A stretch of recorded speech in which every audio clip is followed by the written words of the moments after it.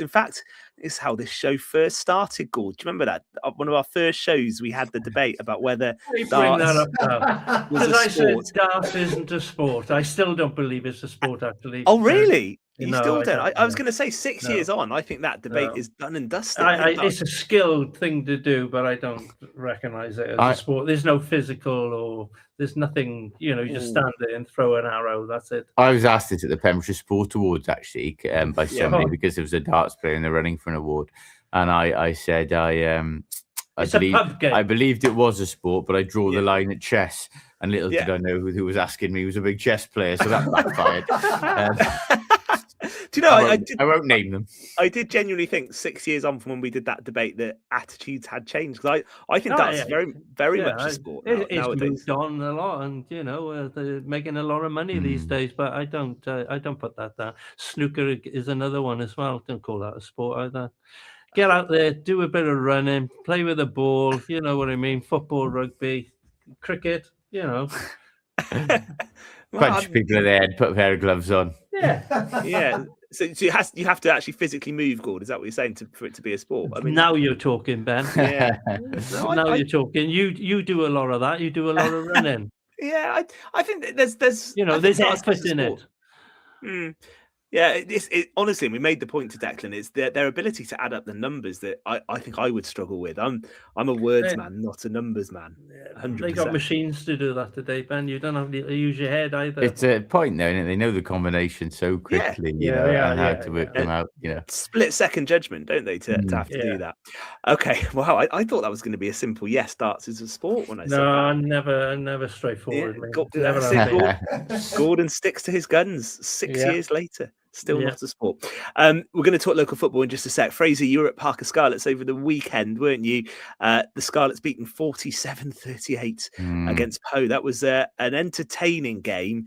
Defensive deficiencies very, very evident for the Scarlets. Yeah, look, I said this after the game. There were positives Dwayne Peel could take. They scored 6 tries. The Scarlets scored, I think, 5 tries, or 4 tries. They had a genuine attacking threat about them, which was badly lacking over the festive period against the Dragons and Ospreys in particular. But defensively, they're a disaster class at the moment. And you can't concede 14 tries in 3 games and point to ill luck. They were 26-10 and down and out on Saturday. They actually came back to 38-26.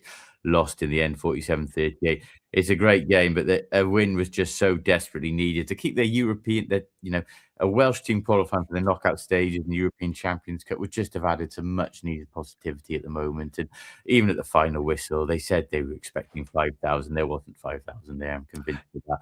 And you sense the despondency, and it just underlined the current malaise. I was going to ask how the atmosphere was, Fraser. It was poor, Ben. There's no point pretending otherwise. It was a sparse crowd. It was poor. A noise got a bit up when the Scarlets were leading and stuff, but it soon fell silent when Poe got back in front. Yeah, it's sad to hear that, isn't it? Because when Parker Scarlets is rocking, it's such a good venue, isn't it? And we've all been at Parker Scarlets when the atmosphere's been amazing. So there's disillusionment about the club game in Wales at the moment, Ben, and that'll continue until there's some clarity and there's some success, to be honest with you. So I can't see Parker Scarlets being full for a while, and that is a real shame, no doubt about it. Let's come a bit closer to home, shall we? And let's look at some of the football from the weekend. And actually, the key game to call out, and I'll come to you on this one, Gordon, is at the bottom of the table, isn't it? Where Carew beat Fishguard by 4-2.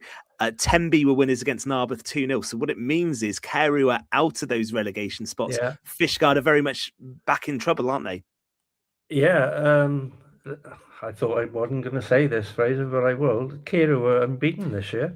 They've had back-to-back wins. What's turned it around for them, do you think, interestingly good? Jack Christopher has taken over as player-manager from Scott Richards. I think he's made a difference with the side that he's been picking and how they've played. And as I said, they've got 2 wins out of 2 since he's taken over. And obviously Sam, a big player for them, is firing. So. Yeah. Sam, his brother, Sam Christopher, had 4 goals last week. He was on the score sheet again last week as well. But it's not just that. They seem to have galvanised a little bit. James Hinchliffe is captain. He was at the beginning of the season. But they seem to have turned a corner when I thought at one time they maybe the team that will go down. They start the season terrible. Narberth again are relying heavily on Steph Williams.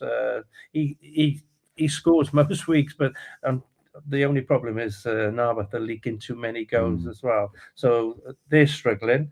Fishguard Sports are struggling a little bit. They've lost their skipper, Patrick, from last week. Patrick Hughes. They've lost him. Chunky had a goal this week as well. He's still hanging around.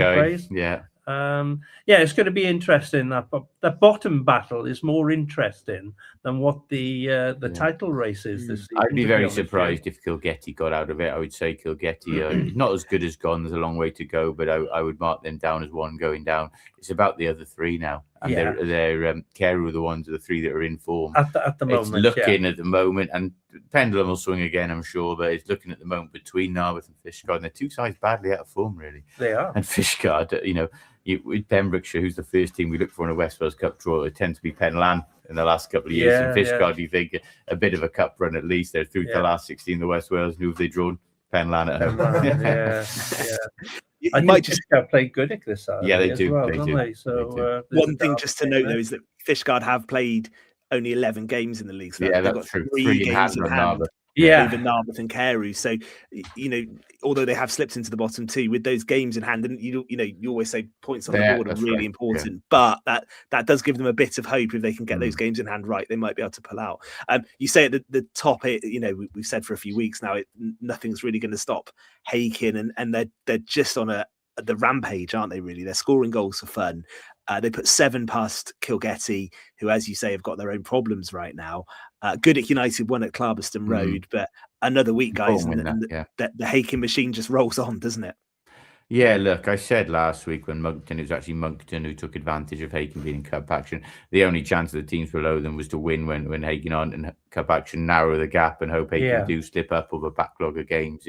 It's not showing any signs at the moment. They've still got to play Goodwick twice, and they will be, I think, fighting on 3 fronts the way it's looking towards the end of the season. So, they've still got work to do. They won't be complacent by any means. But, the result was actually interesting. Goodwick, that's a narrow win at Clarby. That was important, the Rhys Jones penalty. But with St. Ishmael's against Merlin's Bridge. Wow. I'm told by people who were there, I wasn't there myself, so I'm not going to weigh in on that. It wasn't a dirty game, and it wasn't anything like that the card suggested. No. But it was still 4 red cards. I think it finished 10 against 8. And Mike Preddy won't be happy. Whatever the cards were for, whether they were soft or not, to be 2-0 down late on and have an extra 2 players sent off, it looks, on paper, if nothing else, it looks unnecessary. I don't know if you can share. Yeah, well, the last 2 sending offs, it was just, dissent, I think it was. They'd already had a yellow card, had something else to say to Mr. Boswell, and it was going to have a shower. Yeah. So, it's unfortunate, really. It was a close game. I mean, Tish didn't score until about the hour mark. It was 0-0 up until then.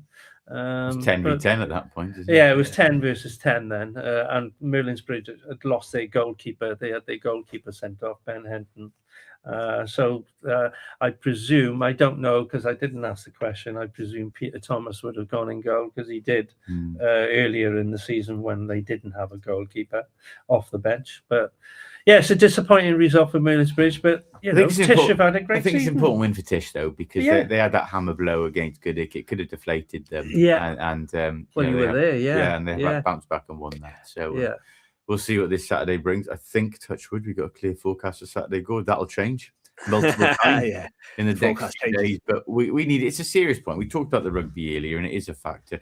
We need teams playing regularly now because it can disillusion boys and it can demotivate them. And it's been a brutal period. The only nice weather we had was over Christmas when there were no games scheduled. We've had bad times either side of that. So I hope that whatever happens between now and May in both codes, we just get regular Saturday action.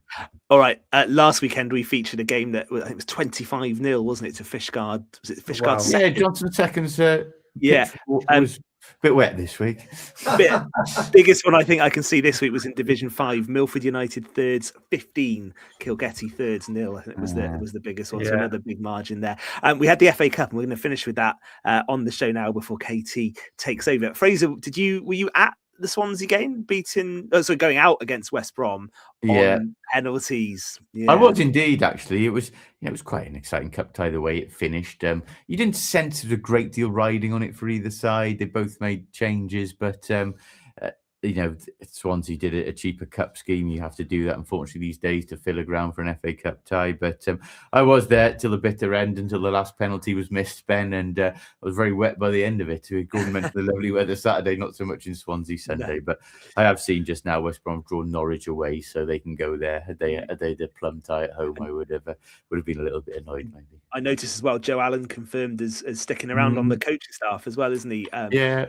Swansea, which is good to see. So is the magic of the FA Cup alive? Well, not for me particularly. I thought Tottenham were pretty bad on Saturday against Aston Villa. I watched that game. We were poor first half, and I don't know. I think could Thomas Frank be the next one to get pushed? I think that is on the cards, because it wasn't very good on Saturday. It really wasn't. Second half was better, but I think when you're 2 down and then start playing, you got the question from the beginning. I did enjoy. I don't know, Gord, did you watch the lunchtime game on Saturday? Did you see Macclesfield, Wayne Rooney's brother? Well, that's the romance of the cup, isn't it? That's exactly what you want to see on in an FA Cup tie. 6th tier beating the FA Cup holders. It's made of dreams, isn't it? You need moments like that. Look, you do. It'll never be the tradition of what it was, right? The game has changed. Replays have been cut. Premier League sides, it's not always a priority. They use it to rotate their squad. Kickoff times, television, it could be end. But it is still nice to see moments like that, and it mean a lot to smaller clubs. To be fair to them, and I thought that was a really good advert for the FA Cup. It was. And evidence, because Palace didn't field a particularly weak side either. They had some decent players out there, but evidence. Mark Gay captained, Adam Wharton in midfield. Brennan Johnson came on at half time, didn't he? And it's evidence really that if Premier League teams don't take any football match seriously, then that can happen. And actually, good on Macclesfield for winning that. Fraser, notice when we were talking about the romance of the FA Cup, it was a great game, but you didn't pick out Wrexham 3, Nottingham Forest 3.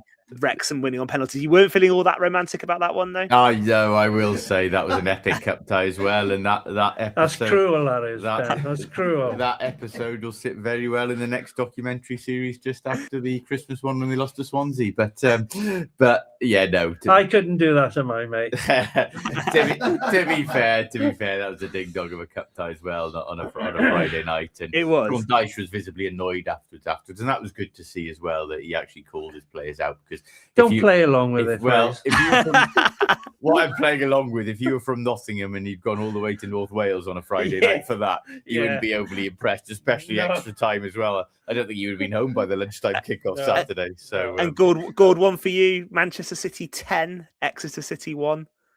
Yeah, what about that? It was great to see Semenyo get his first goal and assist.